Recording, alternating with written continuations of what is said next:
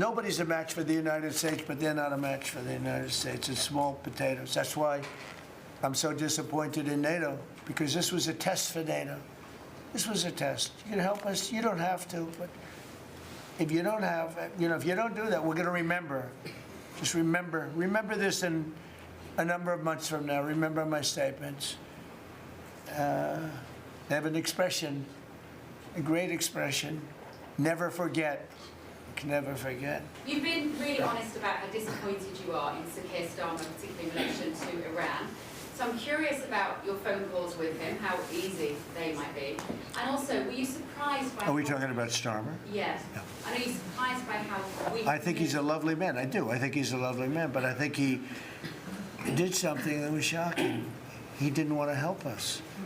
And maybe in particular that country, we were the longest bond, the longest ally. Australia, too. Australia was not great. I was a little surprised by Australia. I wouldn't say anybody was great, other than the 5 countries in the Middle East. We never really had very much support. We spend trillions of dollars supporting countries, and this is Little League. This isn't the big league deal. This is sort of Little League pool for us. This was look, we decimated them in a period of a week. In the first week, it was over. In the first few days, it was over. I think the Navy took us 3 days to essentially annihilate that. They weren't there. So if there's ever a big one, which I hope there's not, but if there's ever a big one, I don't think they're going to be there. And that's not fair. And we have to remember that as a country, because we spend trillions of dollars protecting Europe, protecting the countries of NATO. They weren't there for us for small time. This is small time. You know what? Venezuela is a big deal, but it's not the big one. They weren't there. So what makes you think they'd be there if we needed them for something? And your prime minister was not there, as you know.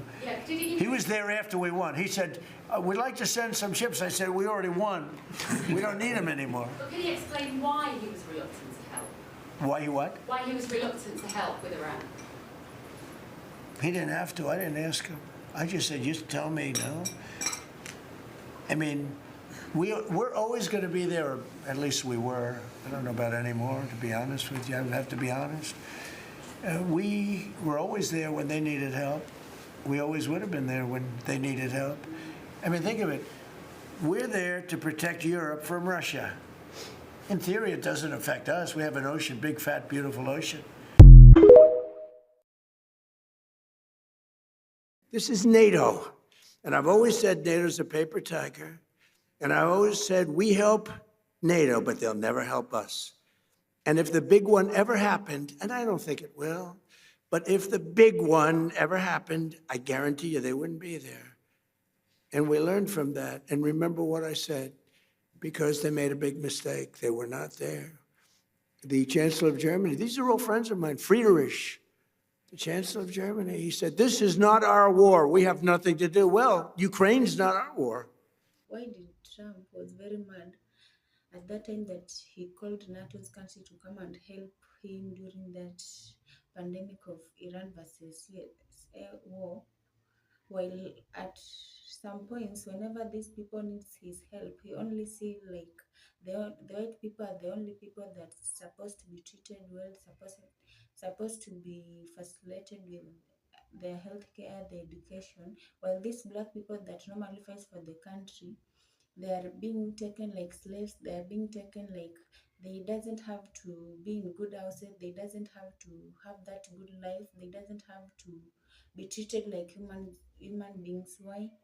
Like, even in this statement, when you go deep into it, you'll see that during the First World War, the black people are the ones who have been used in the front line to fight for the country.